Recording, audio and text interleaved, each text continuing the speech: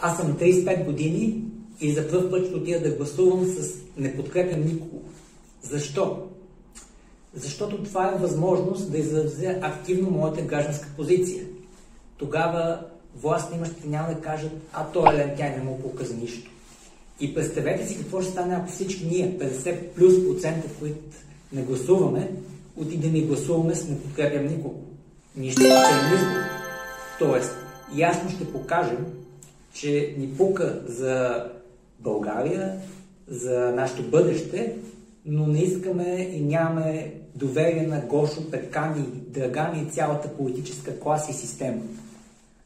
Тоест, ние не искаме да има властимащи и служители там подчинени, искаме демокрация, искаме автономно общество, самоуправляващо общество. И за мен това е бъдещето. Технологиите все повече ще го позволяват, обществото да се саморегулира, самоуправлява. Един начин това как може да стане, може да прочетете в книгата "Цената на душата". До скоро!